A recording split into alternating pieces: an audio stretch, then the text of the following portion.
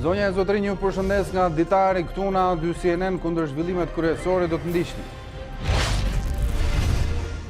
Vendimi i SPAK për të kthyer në Dibër dosjen 184 mbështetet edhe nga prokurori i përgjithshëm sipas Olcian Çelës. Vendimi mbështetet në ndryshimet e fundit ligjore dhe krijimin e institucioneve të hetimit dhe gjykimit.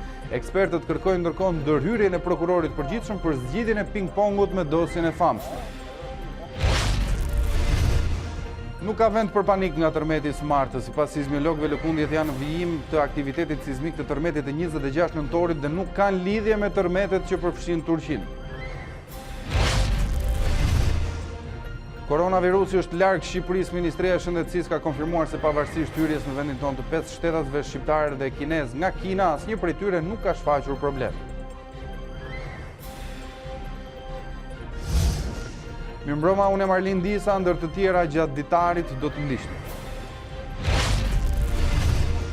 Parlamenti grek ratifikoi marrëveshjen për njojën e lejeve të drejtimit mes Shqipërisë dhe Greqisë. Marrëveshja mbaj pezull që prej 11 maj të vitit 2018. Autoritetet palestineze refuzuan planin e Donald Trump për lindjen e mesme. Jeruzalemi nuk është në shitje, tha presidenti Mahmud Abbas. Trump ndërkohë propozoi që Jeruzalemi të jetë kryeqyteti i pandashëm i Izraelit dhe premtoi 2 fishim të territoreve të shtetit të anësëm palestinez.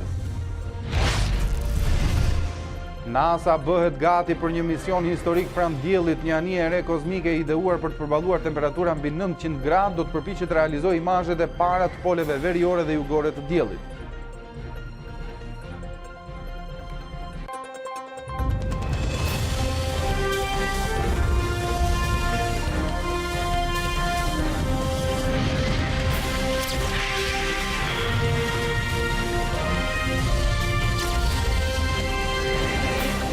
Fati i hetimit të dosjes 184 do të jetë në duart e prokurorëve të Dibrës. Sipas prokurorisë së përgjithshme, janë ndryshimet e fundit ligjore dhe krijimi i institucioneve të reja të hetimit dhe gjykimit që i japin tagrin SPAK-ut për çështjet që do të hetojë. Fati i hetimit për dosjen 184 do të jetë në duart e prokurorëve të Dibrës. Vendimi i marrë nga SPAK në datën 27 janar është bazuar në legjislacion. Neni 75 i kodit penal parashikon veprat penale që janë në kompetencë të kësaj strukture hetimore. Zyrtarët e organit qendror të akuzës thanë për A2 CNN se ndryshimet e fundit ligjore që përkuan me krijimin e institucioneve të reja i japin tagrin SPAK-ut të vendosë për kompetencat lëndore të çështjeve në hetim.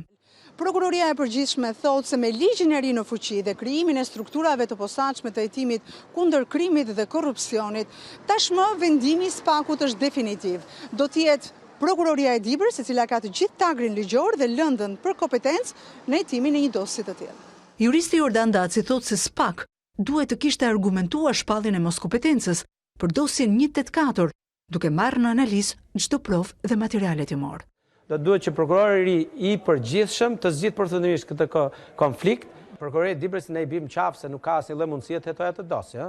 E mbajti prokuroria e krimeve të rënda 2 vjet dhe nuk bëri dot as transkriptimin e një pjesë shumë të vogël të materialit të përgjimeve. Por unë mendoj që SPAK-u do ishte në nderin dhe në dhënien e asaj çfarë ne presim nga SPAK-u, ta merrte çështjen, ta hetonte dhe nëse nga hetimi që do zhvilloj SPAK-u, po do ishte një hetim i plot. Askush nuk do i thotë që s'ke bërë këtë veprim, s'ke bërë këtë veprim.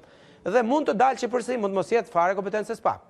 Zyrtarisht, prokuroria e posaçme kishte marrë në duar dosjen 184 më datë 22 janar. Pasi prokuroria e Dibrës kishte kërkuar hetimin e saj nga ky organ, por pas 5 ditësh, më datë 27, drejtuesi i SPAK shpalli moskompetencën lëndore, duke rikthyer në Dibër dosjen 184 për rihetim.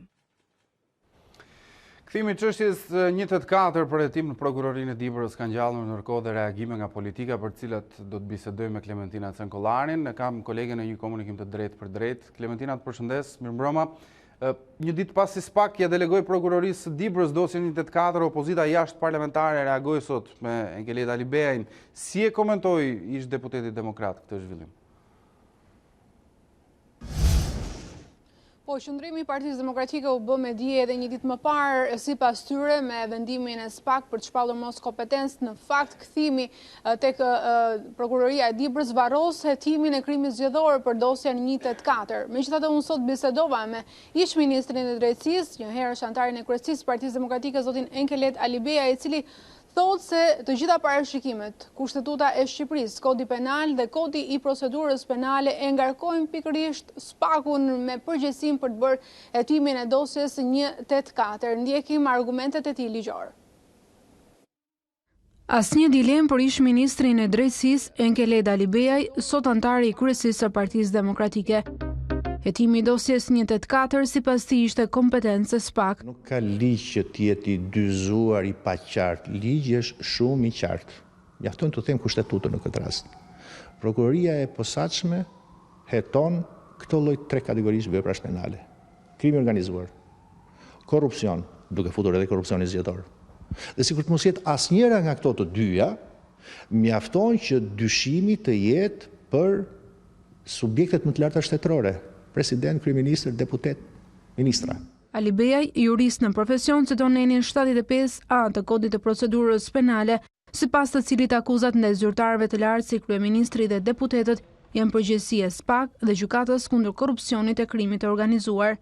Kodi i Procedurës Penale, i cili parashikon pikërisht këtë gjë, vepra penale, ku autoritetet të larta, si ato që përmenda më sipër, nëse rezultojnë që konsumojnë çfarë do lloj vepre penale, ata janë lëndë e parë dhe ekskluzive e SPAK-ut.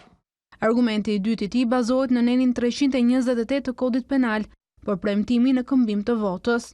Në Kodin Penal, prej shumë kohësh, ka dhe dispozitat që kanë lidhje me procesin zgjedhor, disa prej cilëve edhe në titull e kanë të shënuar korrupsioni në procese zgjedhore. Pra edhe një arsye dytë se përse kompetenca funksionale në këtë rast është e SPAK-ut. Përgjigjes të pikpyetjeve se kush prevalon mes një prokurorie normale dhe SPAK, Alibeaj i jep këtë përgjigje. Ai që zgjidh dhe që jep një zgjidhje përfundimtare është drejtuesi i SPAK-ut, i cili sipas ligjit ka jo vetëm detyrimin për të jetuar, por dhe çështje të tjera që janë të lidhura me këtë do duhet i tërheq. A2CNN kërkoi mendimin edhe të disa deputetëve të Partisë Socialiste, por ndryshe nga sa ndodh me dosje të tjera hetimore, mbi dosjen 184 askush nga mazhoranca nuk preferoi të komentonte. Klementina, po nga mazhoranca është komentuar ky zhvillim, çfarë është thënë nga Partia Socialiste?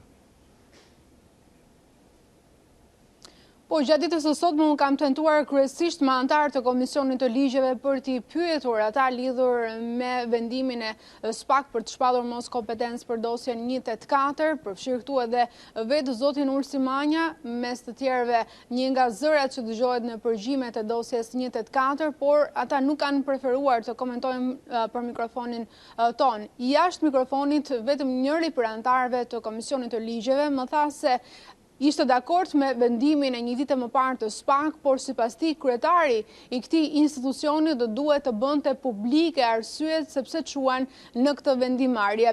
Një qëndrim që duhet thënë e ka mbajtur edhe Partia Demokratike përmes zotit Gazmend Bardhi, sekretarit të përgjithshëm, i cili edhe ai i kërkoi kreut të SPAK të jepte argumentat ligjor që çuan në vendimarrjen për të shpallur mos kompetencë për hetimin e kësaj dosje. E qartë, unë të falenderoj, ishim me Klementina Cenkollarin. Gazetari dhe analisti i zhvillimeve politike Antona Bilekaj e quajti një internim kthimin e dosjes 184 në Dibër. Sipas tij SPAK gaboi duke shpallur mos kompetencën. Bilekaj ishte i ftuar në studion e A2 mëngjesin e sotëm, ku deklaroi se drejtimi i prokurorisë posaçme praktikisht është marrë nga mazhoranca. SPAK-u mund të merret me çdo administrator që blen një fshes me korrent dhe nuk merret me asnjë zyrtar të lartë që mund të vjetë zgjedhjen. Kjo tregon se SPAK-u nuk ka asnjë ndryshim nga ajo që ishte prokuroria e krimeve të rënda dikur. Nuk ka ndryshim sepse i gjithë procesi u zhvillua i tillë, një mbikëqyrur politikisht nga mazhoranca dhe drejtimi i SPAK-ut është marrë nga mazhoranca praktikisht. Se thuaç nuk kam mos kompetencë për çështjen e zgjedhjeve dhe kam kompetencë për një tender ordiner të një zyrtari mediokër, atëherë do të thotë që nuk e kuptuar se për çfarë bëhet fjalë në dosjen 184. Dosja 184 është abuzim i rënd me pushtetin i zyrtarëve më të lartë të vendit. Dhe kjo nuk ka lidhje a blerje e zgjedhjeve apo jo. Sepse ne kemi parë zyrtarë të lartë që kanë bërë presion një zyrtari tjetër për të shkuar në votime. Kemi parë zyrtarë të lartë që ka folur me drejtues policie që të abuzojë me detyrën. Këtu nuk ka lidhje vota. Vota vjen më pas. Pra, nuk ka nevojë të thuash ti që ne nuk kemi zgjedhjet dhe votat në objektin tonë të hetimit, kur aty ke abuzim me detyrën të pastër. Besoj që nëse mbetet atje ku është internuar, se është internim i dosjes, ajo do të jetë dështim total. Si çdo gjë e internuar, do të ketë një degradim të vetin dhe do të mbyllet me aq. Komisioni i pavarur i kualifikimit konfirmoi në detyrë prokurorin Anton Martini, kandidat për SPAK-un. Vendimi u mor me shumicë të votave të anëtarëve të KPK, i cili para se të shprehej pati rihapur hetimin për Martinin pas denoncimeve në adresë të tij si prokurori i Shkodrës. Komisioni i pavarur i kualifikimit shkalla e parë e procesit të vettingut shpalli vendimin përfundimtar për prokurorin Anton Martini. Me shumicë votash vendosi konfirmimi në detyrë të subjektit të rivlerësimit zotit Anton Martini. Prokurori i ish prokurorisë për krimet e rënda, kandidat për SPAK, kaloi me sukses të 3 filtrat e vettingut. Komisioni vlerësoi të justifikuar në burime të lishme pasurinë e tij, nuk konstatoi kontakte me element të bodës së krimit dhe vlerësoi si të duhura aftësitë e tij profesionale për ushtrimin e detyrës. Pasi zhvilloi seancën dëgjimore për Martinin në dhjetor 2019, KPK rihapi hetimin administrativ ndaj tij për shkak të një denoncimi të ri nga publiku. Në të pretendoheshin parregullsi ligjore gjatë procesit të rishpërndarjes së dosjeve hetimore tek prokurorët e Shkodrës, në kohën kur Martini ishte titular i institucionit. Pretendimi u kundërshtua me forcë nga prokurori dhe rezultoi jo bindës për gjyqtarët e vettingut. Gjatë karrierës së tij, Anton Martini ka hetuar bandën e Durrësit, bandën e Cerikut, sulmin e armatosur ndaj policisë në Lazarat në vitin 2014, si edhe vrasja në këtë fshat të efektivit Reneas Ibrahim Basha. Ai është prokurori që ka regjistruar dosjen e famshme 339, hetim nga i cili u shkëput për shkak të transferimit në prokurorinë e Shkodrës. Gjykat pa gjyqtar në Korçë, apeli ka mbetur vetëm me 2 gjyqtar duke mos qenë në gjendje që të formojnë dot një trup gjykuese. Këshilli i lartë gjyqësor ka deleguar gjyqtar vetëm për çështjet që kanë afatet limituara kohore atje, ndërsa çështjet e themelit po hasin vonesa të gjata të shqyrtimit të tyre. Mungesa e gjyqtarëve ka prekur edhe gjykatat e shkallëve të dyta në rrethe. Aktualisht gjykata e apelit të Korçës ka mbetur vetëm me 2 gjyqtarë, duke bërë të pamundur formimin qoftë edhe të një trupe gjyqësore. Kryetari e kësaj gjykate pranon problematikën dhe shprehet se po përpiqen të gjykojnë vetëm ato çështje që kanë afate të shkurtra ligjore për të shqyrtuar. Në gjykatën e apelit Korçë kanë ushtruar funksionin 6 gjyqtarë. Për shkak të procesit vettingut, siç edhe jeni në dieni dhe të dorëheqjeve, aktualisht ushtrojnë funksionin vetëm 2 gjyqtarë.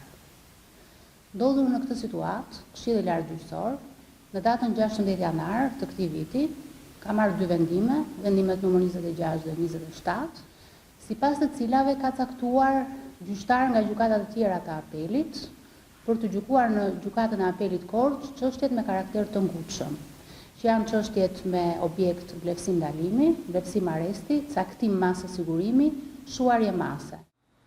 Ndërkohë shqyrtimi i çështjeve të themelit po has në vonesa të gjata. Kjo situatë përveç të tjerave shkel edhe të drejtat themelore të njerëzit për një proces të rregullt gjyqësor, veçanërisht atyre që mbahen të arrestuar. Duke pritur këtë proces të gjatë dhe të tezgjatur të vettingut dhe të kësaj problematike, duke mos u marrë masat nga instancat përkatëse për të plotësuar gjykatat me trupa gjykuese, sjellim relativisht edhe vonesa në gjykim edhe shkelje të drejtave të njerëzit si e drejta. Situata pritet të vazhdojë e tillë edhe për një kohë të gjatë, pasi në apel nuk mund të shkojnë gjyqtarë të rinj që dalin nga shkolla e magjistraturës, pasi duhet të kenë një karrierë pune më parë si gjyqtar të shkallës së parë. Ambasadori e re amerikane Yuri Kim zhvilloi sot një takim në zyrën e prokurorit përgjithshëm Olsian Çelaj. Gjatë takimit të tyre të parë, ambasadori e Shteteve të Bashkuara të Amerikës Yuri Kim uroi Çelën për zgjedhjen e tij në detyrën e re dhe premtoi ndihmë teknike të vazhdueshme nga Shtetet e Bashkuara të Amerikës për të ndihmuar Shqipërinë në vijimin e zbatimit të reformës në drejtësi. Ambasada amerikane njoftoi se Kim nxiti prokurorët që ndërsa përmbushin premtimin e një gjyqësori të pavarur me drejtësi për të gjithë, t'i përqasen punës me mendësinë e shërbimit publik, integritetit dhe mbrojtjes së të drejtave të njerëzit.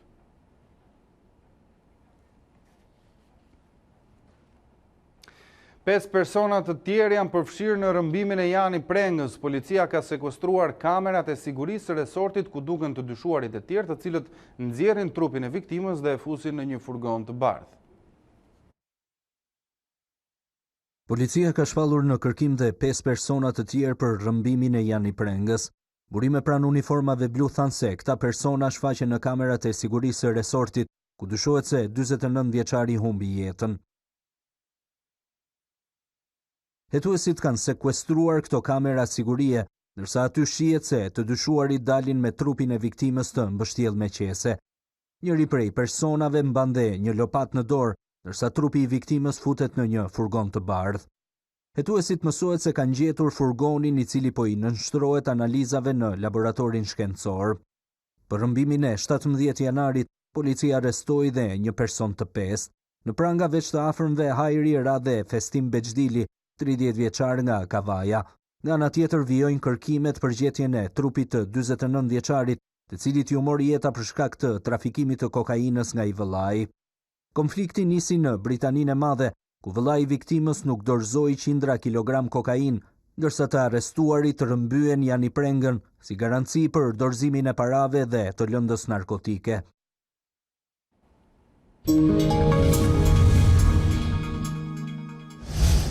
Parlamenti grek ratifikoi marrëveshjen për njohjen e patentave mes Shqipërisë dhe Greqisë. Marrëveshja ishte firmosur që në 11 maj 2018 dhe hyn në fuqi thuajse 2 vjet pas kësaj marrëveshje, duke prekur si shqiptarët që jetojnë në Greqi dhe ata që shkojnë si turistë atje, por më e rëndësishmja është se çdo shqiptar që banon në Greqi kursen 700 euro. Marrëveshja u përshëndet nga Gent Sakaj dhe ish kryediplomati Ditari Bushati, i cili hodhi firmën në marrëveshje. Parlamenti grek ka ratifikuar marrëveshjen për njohjen reciproke të patentave mes Shqipërisë dhe Greqisë. Marrëveshja ishte firmosur që në 11 maj të 2018-s. Përfitues janë shqiptarët që jetojnë në Greqi, por edhe shqiptarët që i drejtohen shtetit grek si turist. Ministri i jashtëm në detyrë Gent Sakaj përshëndeti hapjen e Athinës. Ratifikimi i kësaj marrëveshje është në frymën e përpjekjeve të diplomacisë shqiptare për të ndërlidhur objektivat madhor të politikës së jashtme me çështjet ditore të shqiptarëve. Marrëveshja ishte firmosur nga Ditmir Bushati, i cili e quajti të vonuar ratifikimin e saj. Rreth 700 euro kursejnë qytetarët, të cilët nuk do të kenë nevojë që të kryejnë nga e para procedurat për të pajisur me leje drejtimi. Gjithashtu, gjithë shtetasit shqiptarë që udhtojnë përkohësisht deri në Greqisë, për arsye familjare, pune apo pushime, nuk do të kenë më nevojë të pajisen me leje drejtimi ndërkombëtar. Kjo marrëveshje ishte pjesë e paketës së çështjeve të pazgjidhura Shqipëri-Greqi, për të cilat punuan ekipet negociatore dypalshe, të drejtuara respektivisht nga Ditmir Bushati dhe Nikos Kocias. Marrëveshja pason ato për toponimet në dokumentat e udhëtimit, heqjen e rezervës për vulën apostile dhe regjistrimin e fëmijëve shqiptar të lindur në Greqi. Ish ministri i jashtëm kërkon që puna të vazhdojë.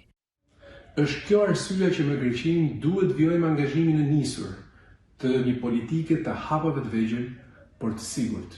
Një politike që parashtron çështjet dhe skicon rrugëzidhje për qytetarët në interes të dy vendeve tona.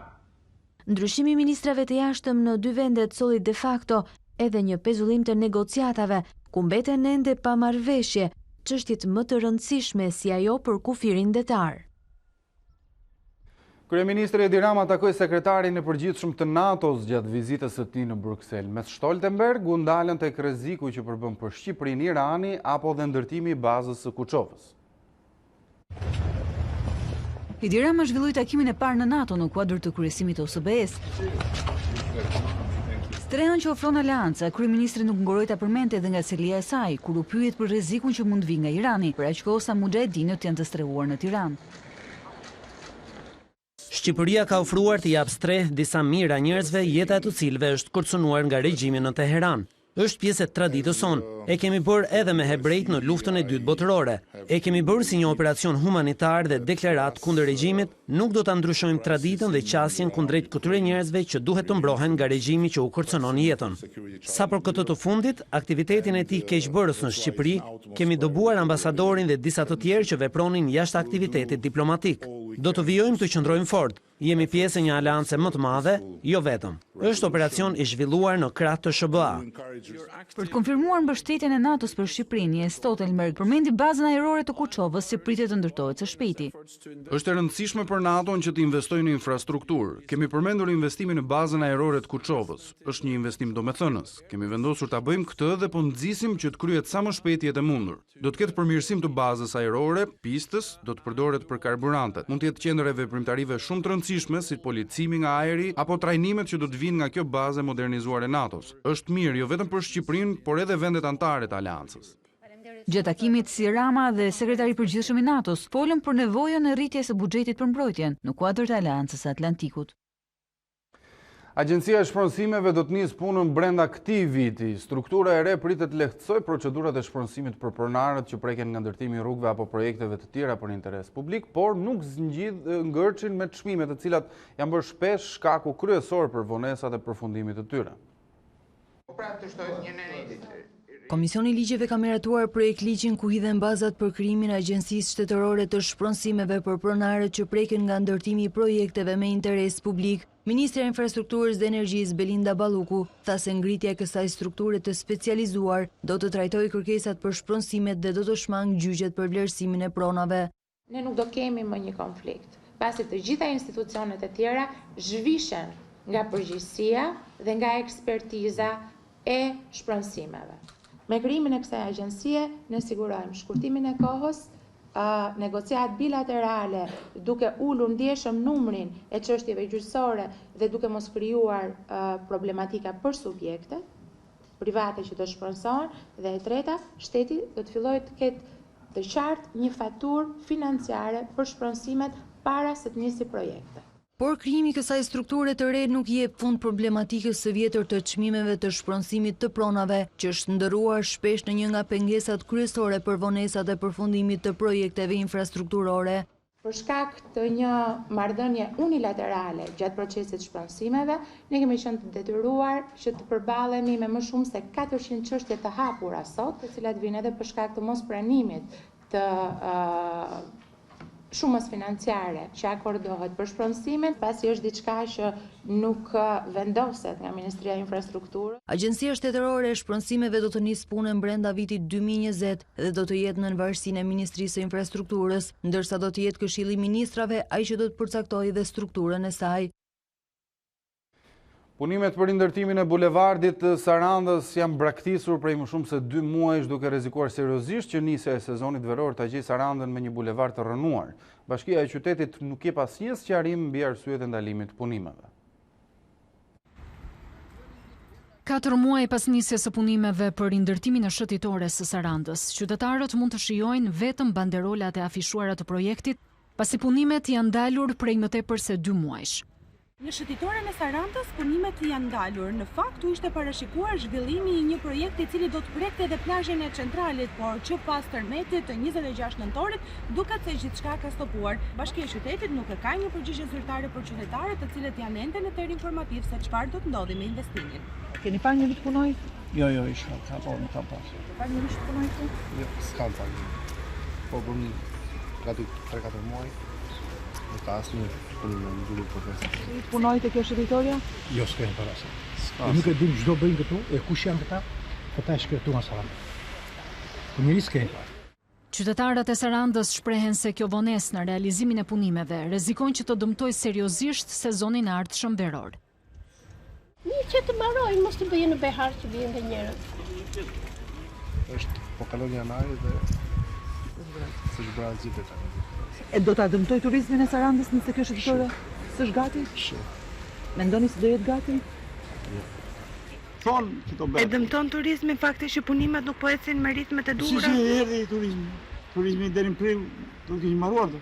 Qytetarët sarandiot apelojnë për rifillimin sa më parë të punimeve dhe respektimin e afateve për të përfunduar projektin e bulevardit para nisjes së sezonit veror.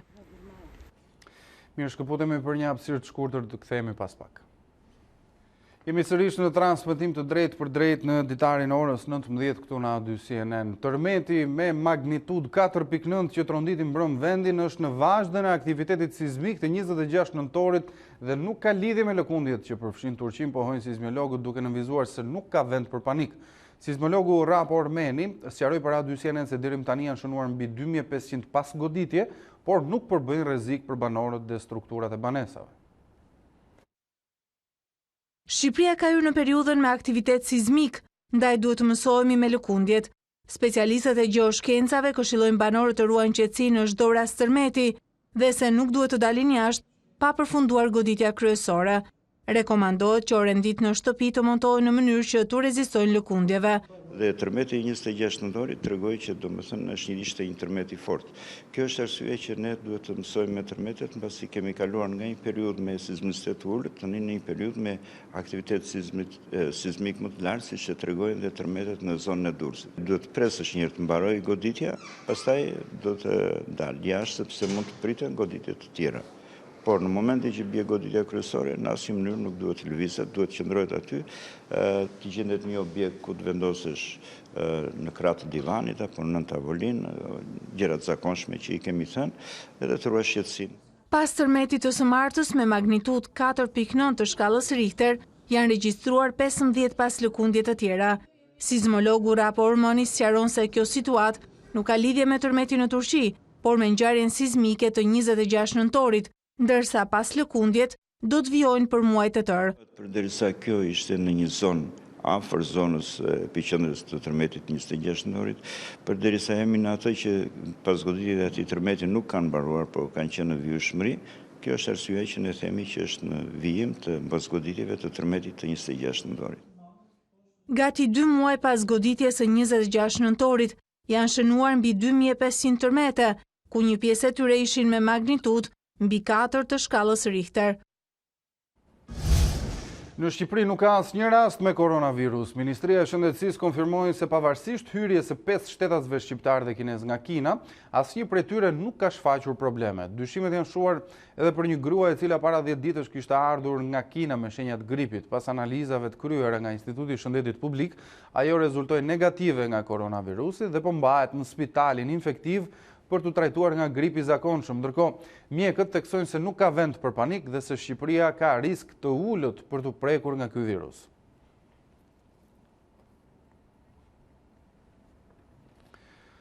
Ndërkohë, numri i viktimave të shkaktuara nga ky virus ka shkuar në 132, ndërsa rastet e të prekurve janë më mira. Qindra shtetas të huaj po evakuohen nga Wuhani, që cilësohet si epiqendra, me Australinë që do të vendosë në karantinë qytetarët e saj. British Airways ndërkohë ka pezulluar fluturimet me Kinën.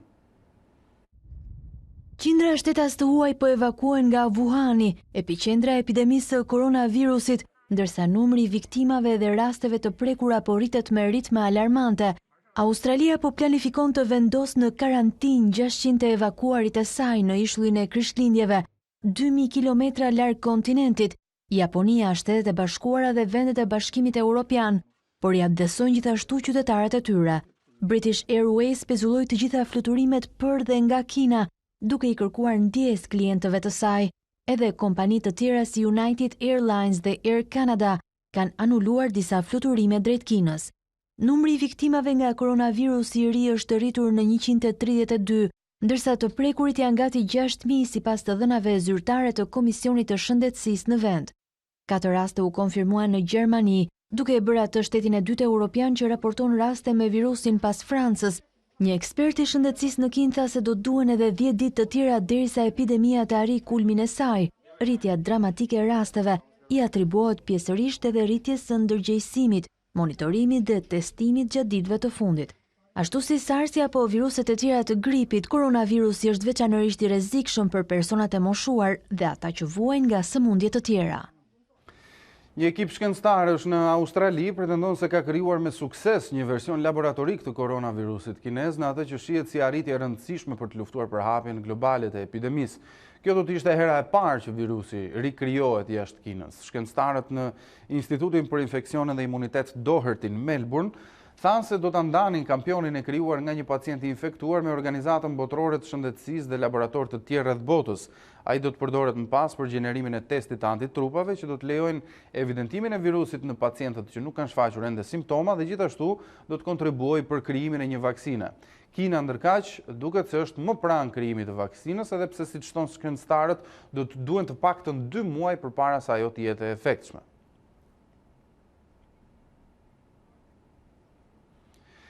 Kina ka pezulluar të gjitha aktivitetet sportive të paktën deri në fundin e muajit shkurt, shkak është koronavirusi i cili ka paralizuar vendin dhe deri më tani ka vrarë 132 persona. Së fundmi ka qenë Federata Ndërkombëtare e Skive, ajo që vendosi anullimin e garave për Kupën e Botës, të programuara më 15 dhe 16 shkurt në Kim.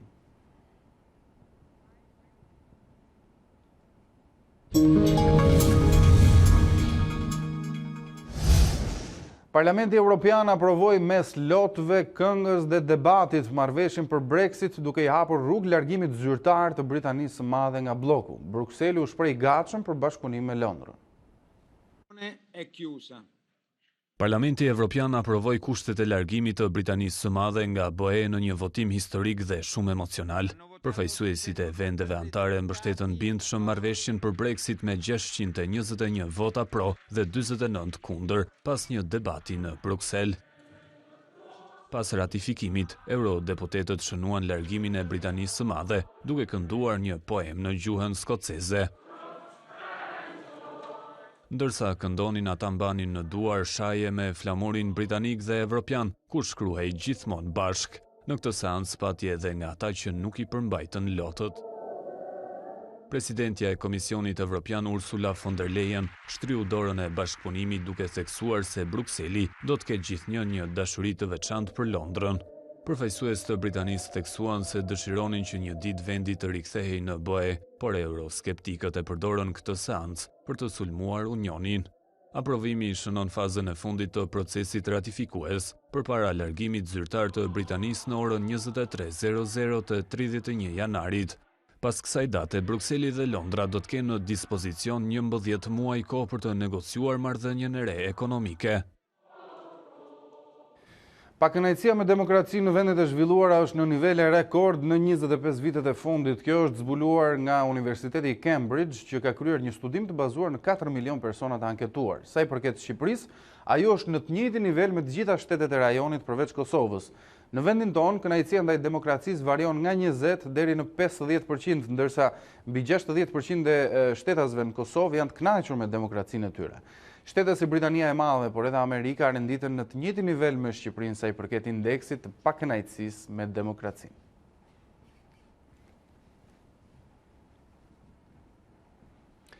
Donald Trump prezantoi planin për lindjen e mesme duke e cilësuar atë si mundësinë e fundit për palestinezët, por strategjia që parashikon njohjen e Jeruzalemit si kryeqytet të pandashëm të Izraelit u refuzua kategorikisht nga autoritetet në Palestinë. Presidenti Amerikan Donald Trump prezantoi planin e shumëpritur për lindjen e mesme, duke premtuar se Jeruzalemi do të vazhdojë të mbetet kryeqyteti pandashëm i Izraelit. Ai propozoi krijimin e një shteti të pavarur palestinez dhe njohjen e sovranitetit të Izraelit mbi kolonitë në bregun perëndimor. Plani përfshin një hartë konceptuale ku sipas Trump ilustrohen kompromiset territoriale që Izraeli merr përsipër të bëjë. Sipas hartës, territoret palestineze dyfishohen, ndërsa një pjesë e Jeruzalemit lindor do të bëhet kryeqyteti i shtetit të ardhshëm të Palestinës, ku Trump thotë se do të hapet një ambasadë amerikane. Asnjë palestinez apo izraelit nuk do të shpërngulet nga banesat e veta, çka sugjeron se kolonitë ekzistuese në bregun e pushtuar perëndimor do të mbeten. Në krah të kryeministrit izraelit Benjamin Netanyahu, Trump i cilësoi propozimet si mundësinë e fundit për palestinezët. Vizioni im përfaqëson një mundësi nga e cila përfitojnë të dyja palët, një zgjidhje realiste e dy shteteve, e cila jep fund rrezikut të shtetësisë së Palestinës ndaj sigurisë izraelite. Plani i cili synon të jap zgjidhje një prej konflikteve më të gjata në historinë botërore, u hartua nën kujdesin e dhëndrit të Trump, Jared Kushner, i menjëhershëm reagimi i autoriteteve palestineze. Presidenti Mahmud Abbas e cilësoi planin si një komplot. U them dhe një herë partnerëve Trump dhe Netanyahu, Jeruzalemi nuk është në shitje, të drejtat tona nuk janë në shitje. Ujdia juaj, ky komplot nuk do të funksionojë. Mira palestinez protestuan në ripin e Gazës, ndërsa ushtria izraelite dërgoi përforcime në bregun e pushtuar perëndimor. Pas reagimit nga Palestina, Jared Kushner, këshilltari i lartë në Shtëpinë e Bardhë dhe një prej arkitektëve të planit të paqes për lindjen e mesme, tha se palestinezët po tregoheshin budallënj duke refuzuar planin pa marrë kohën e nevojshme për ta shqyrtuar atë. Ata e refuzuan planin pa e parende atë, menduan se nuk do të ishte aq i mirë sa është, kështu u treguan budallënj. Gjithashtu një prej ironive më të mëdha është se ata vazhdojnë të thonë se duan të jenë një shtet, por nëse je një shtet, nuk bën thirrje për protesta zemërimi kur nuk merr ato që do. Ky është një moment i rëndësishëm që ata t'i tregojnë botës se janë gati të bëhen një shtet. Presidenti amerikan e bindi Izraelin të bëjë lëshime të forta dhe të pezullojë ndërtimin e kolonive për 4 vite. Kjo do t'u jepte mundësinë palestinezëve të kenë një shtet, nëse do t'jenë të guximshëm mjaftueshëm për ta shfrytzuar atë. Plani i presidentit amerikan Donald Trump për paqe në lindjen e mesme përkundërshtohet edhe në arenën ndërkombëtare. Ish kryeministri suedez Carl Bildt, një herë dhe ish ndërmjetësuesi i Bashkimit Evropian për ish Jugosllavin, lëshoi kritika të ashpra ndaj Shteteve të Bashkuara, duke lënë të kuptohet se propozimi i tyre është i njëanshëm. Me anë të një statusi në Twitter, ai shprehet me bindje të plotë se diktatori serb Slobodan Milošević do ta donte një zgjidhje si ajo që presidenti Trump prezantoi për Kosovën.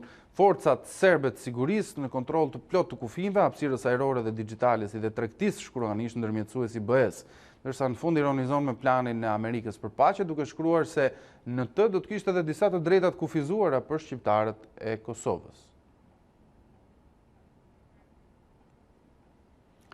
Kryeministri i Kosovës në detyra Musha Radinaj përshëndeti planin e Amerikës për paqe në lindjen e mesme, ndërsa shpreson që një zgjidhje të propozohet edhe për Kosovën e Serbinë. Pas mbledhjes së qeverisë, ai foli edhe për vizitën që do të zhvillojë javën e ardhshme në Shtetet e Bashkuara. Në Amerikë e din qëndrimin tam, e din bindjet e mia, shkoj me avancu ato, po jo për mua, është për kryeministin që po shkon, po edhe për kryeministin që vjen, edhe për qeverinë, edhe për vendin. Nuk është e mirë kur kemi mendime të ndryshme për tema, po është e mirë kur Kosova është aty kur ruhet interesi edhe i territorit, edhe i kufive, edhe më shumë.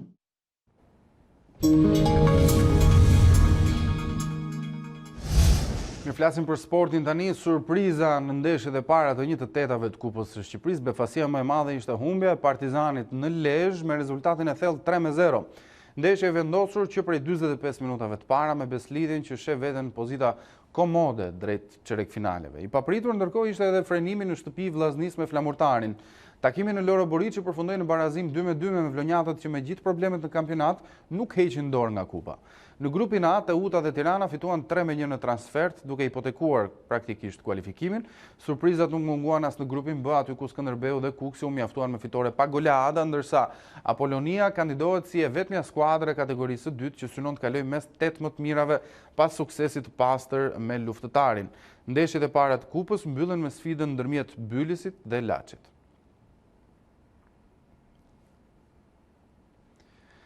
Pas gjetjes së 9 viktimave që u përfshin në tragjedinë së dielës ku humbi jetën Kobe Bryant dhe e bia Gianna Maria, autoritetet policore njoftuan identifikimin e 4 trupave, mes tyre edhe atë të ish yllit e NBA-t. Mjekësia ligjore dha konfirmimin pas analizës së gjurmëve digjitale. Hetuesit po punojnë që të identifikojnë edhe 5 viktima të tjera, mes të cilëve është edhe vajza 13 vjeçare e Kobe Bryant. NASA bëhet gati për një mision historik pranë diellit. Një anije e re kozmike e ideuar për të përballuar temperatura mbi 900 gradë do të përpiqet të realizojë imazhet e para të poleve veriore dhe jugore të diellit. Hëna nuk është më një destinacion aq ambicioz. Tani NASA i ka drejtuar syt nga dielli. Agjencia Hapësinore Ndërkombëtare thotë se një anije e re kozmike do të udhëtojë pranë yllit, që është në qendër të sistemit tonë diellor për një mision historik. Sonda do të përpiqet të realizojë imazhet e para të poleve veriore dhe jugore të diellit. Ajo pritet të lëshohet muajin e ardhshëm nga Cape Canaveral në Florida. Sipas NASA-s, anija kozmike do të shfrytëzojë gravitetin nga Venusi dhe Toka për të dalë jashtë orbite në një linjë me ekuatorin e diellit, ku orbitojnë të gjitha planetet. Shkencëtarët shpresojnë se prej andej sonda do të arrijë të hedhë një vështrim në polet e diellit. Orbituesi diellor është ideuar për të përballuar temperatura mbi 900 gradë. Për misionin, NASA do të bashkëpunojë me Agjencinë Hapësinore Europiane.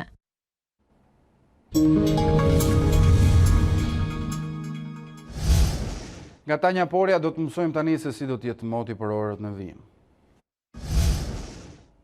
Mirëmbrëma të nderuar shikues, A2 CNN let njëme me motin për orë në vijim dhe ditën e nesërme, mbrëmja sonte, por edhe orë të natës do të mbeten me reshje të pakta, kryesisht reshjet do të jenë të lokalizuara në zonat lindore, edhe paraditja e nesërme do të mbetet pak a shumë në të njëjtat kushte, ndërkohë mesdita dhe orët në vijim sjellin kthjellim gradual të kushteve të motit në të gjithë territorin shqiptar. Vranësirat lokalizohen në kufirin lindor të Shqipërisë. Temperaturat do të vijojnë me një rënje të lehtë gjatë orëve të mëngjesit, duke shënuar vlera -1 apo -2 në zonat e thella malore, por përgjithsisht 0 deri në 4 gradë në zonat malore. Orët e mesditës sjellin një maksimum prej 14 gradë Celsius pa ndonjë ndryshim shumë të madh nga maksimumi i ditës së sotme. Për sa i përket kontinentit evropian, do të mbetet kryesisht me kthjellime Europa në zona qendrore të saj, por edhe pellgun mesatar, ndërkohë kemi vranësira të shpesha në pjesën më të madhe të Europës, ndërsa reshjet do të lokalizohen në Gadishullin Iberik, në zonat perëndimore dhe pjesërisht në qendër të Europës. Temperaturat do të rriten në zonat perëndimore të Europës dhe kryesisht dhe më ndjeshme në Gadishullin Iberik, ndërsa kemi një rënje të lehtë të vlerave termike, kryesisht në zonat qendrore, por më ndjeshme në verilindje të kontinentit. Ky është parashikimi i motit për ditën e nesërme këtu në A2 CNN. Këto kanë qenë informacionet e fundit për këtë hapësirë informative. Përpara se të ndahemi, ju kujtoj të klikoni dhe faqen tonë të internetit a2cnn.com, ku do të gjeni detaje nga zhvillimet e fundit nga vendi, rajoni dhe bota. Unë ju falenderoj për vëmendjen, ju uroj një natë qetë.